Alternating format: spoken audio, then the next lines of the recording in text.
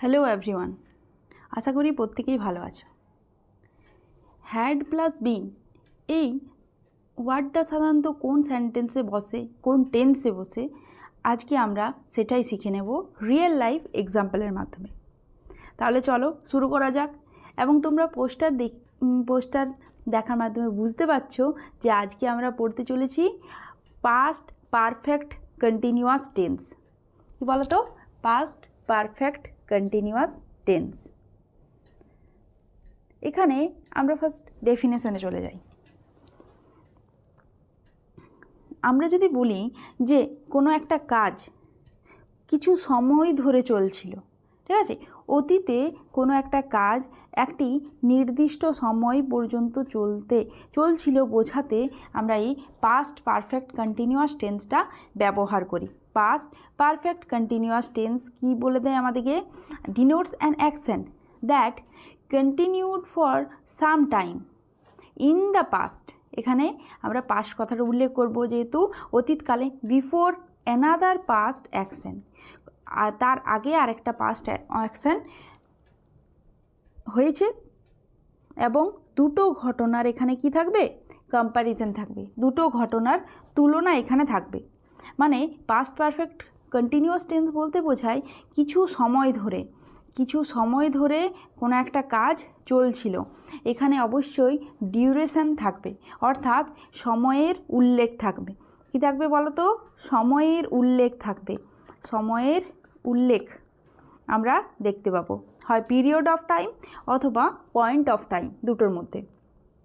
দেখো এখানে আমরা যদি ইমেজের দিকে যাই তাহলে দেখো লেখা আছে I had been studying for 3 hours.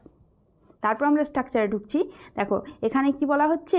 3 ঘন্টা ধরে আমি পড়ছিলাম। এটার মানে কি? ডিউরেশন ইন দ্য পাস্ট, অতীতকালে একটা সময়ের জিনিসটাকে আমরা এই 3 আওয়ার্সের মাধ্যমে তুলে ধরতে পারছি। কি বলছে? 3 আওয়ার্স, তাই না? আই হ্যাড বিন স্টাডিং, একটা টাইমের এক্সপ্রেশন আমরা খুঁজে পাচ্ছি। এবং কিওয়ার্ডসগুলো সাধারণত কী কী থাকতে পারে? একটা থাকতে পারে সিন্স, এখানে আমাদের যেমন ফর আছে, ফর। আবার থাকতে পারে for, how long, whole, all along, এইগুলো থাকতে পারে কিওয়ার্ড সম্বন্ধে। তাহলে আমরা স্ট্রাকচারের দিকে লক্ষ্য করি। পাস্ট পারফেক্ট কন্টিনিউয়াস টেন্সের স্ট্রাকচার কেমন হয়ে যাবে বলো তো? পাস্ট পারফেক্ট কন্টিনিউয়াস টেন্সের স্ট্রাকচার হবে subject plus had plus been plus ভার্বের সঙ্গে একটা আইএনজি যোগ। Subject plus had been plus ভার্বের সঙ্গে আইএনজি যোগ প্লাস অবজেক্ট। আমি 3 ঘন্টা ধরে পড়ছিলাম। আরেকটা উদাহরণ দেখো, এখানে লেখা আছে she had been playing all day. সে সারা দিন ধরে খেলছে। এখানেও আমরা এখানে অল ডেটা আমরা ধরে নিতে পারি টাইম এক্সপ্রেশন। এটা আমরা বলবো টাইম এক্সপ্রেশন, জিনিসটাকে বোঝানো হবে। ঠিক আছে? আরেকটা জিনিস দেখো, আমরা যদি কম্পেয়ার করি পাস্ট এবং প্রেজেন্টের মধ্যে, তাহলে প্রেজেন্টে এখনও চলছে কোনো একটা কাজ। 7 দিন ধরে হয়তো তার অতীতে শুরু হয়েছে, অতীত এটা হচ্ছে পাস্টে শুরু হয়েছে, আর প্রেজেন্টে এখনও চলছে। এই জিনিসটাকে বোঝানো হয় প্রেজেন্ট পারফেক্ট কন্টিনিউয়াস টেন্স। আর এখানে পাস্টের মাধ্যমে আমরা কি দেখতে পাবো বলো তো? তখন চলছিল, অর্থাৎ কি? অলরেডি ফিনিশড, মানে অতীতে একটা কাজ শুরু হয়েছিল এবং অতীতে কিছু সময় ধরে চলছিল এবং সেটা শেষও হয়ে গেছে। তখন আমরা কি বলবো? Past perfect continuous tense. দেখো এখানে সহজ ভাষায় আমাদের স্ট্রাকচারটা খুব সুন্দরভাবে তুলে ধরা হয়েছে। পাস্ট পারফেক্ট কন্টিনিউয়াস টেন্সের স্ট্রাকচারটা এখানে তুলে ধরা হয়েছে। দেখো কি লেখা হয়েছে বলো তো? এখানে দেওয়া আছে স্ট্রাকচার হিসাবে হ্যাড প্লাস বিন থাকবে। হ্যাডটা তোমার ফার্স্ট পারসন, সেকেন্ড পারসন এবং থার্ড পারসন প্রত্যেকটার ক্ষেত্রেই প্রযোজ্য। হ্যাডটা আমাদের কোনো ডিভিশন কিন্তু নেই, ফার্স্ট অথবা সেকেন্ড অথবা থার্ড পারসন প্রত্যেকটা ক্ষেত্রেই প্রযোজ্য, এবং সেটা নাউন অথবা প্রোনাউনের সিঙ্গুলার হোক অথবা প্লুরাল হোক।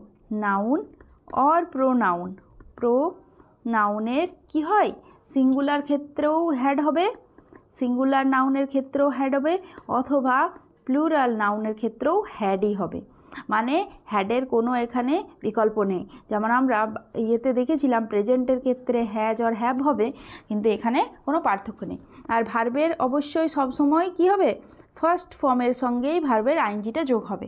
এটা যেহেতু পাস্ট, তাহলে আমরা ভার্বের সেকেন্ড ফর্মের সঙ্গে অথবা থার্ড ফর্মের সঙ্গে পাস্ট ফর্মের সঙ্গে আমরা করব আইএনজি, এটা কখনোই নয়। আরেকটা জিনিস কি বলছে এখানে, ডিউরেশনটা উল্লেখ করা আছে, তাই না, মানে কত সময় ধরে চলছিল।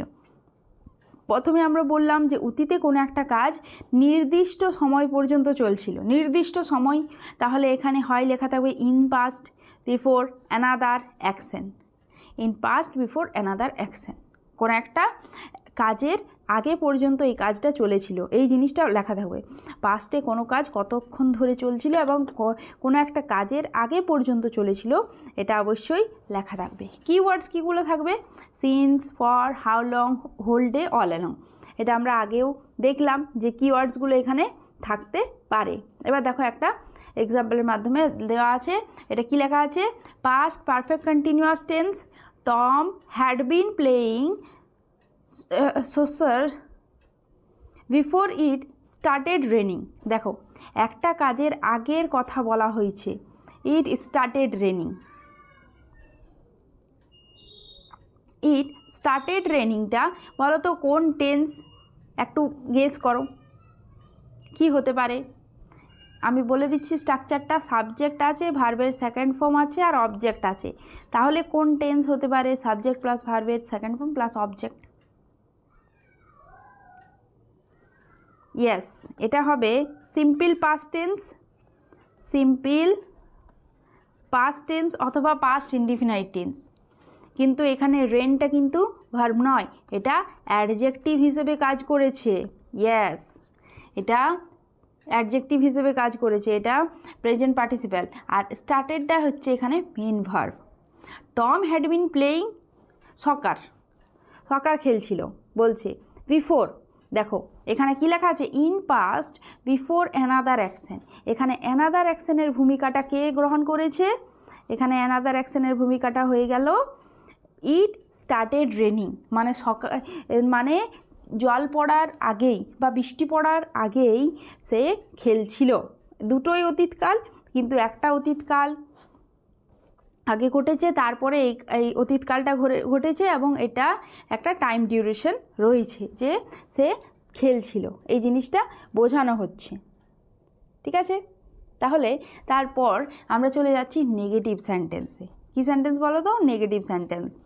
নেগেটিভ সেন্টেন্সের স্ট্রাকচার কেমন হবে, আমরা তো অ্যাফার্মেটিভে দেখলাম যে subject plus had plus been plus ভার্বের সঙ্গে আইএনজি প্লাস অবজেক্ট, তাই না, কিন্তু নেগেটিভ সেন্টেন্সে একটাই শুধুমাত্র আমরা দেখতে পাবো সেটা হচ্ছে নটের ব্যবহার। আর নটের ব্যবহারটা সবসময় কার পরে থাকে, সবসময় থাকবে হ্যাডের পরে, নটের ব্যবহার থাকবে হ্যাডের পরে। তাহলে সাবজেক্ট প্লাস হ্যাড নট বিন, এখানে একটা নট যোগ করে দিতে হবে। I had not bin studying for 2 hours, আমি 2 ঘন্টা ধরে পড়ছিলাম না।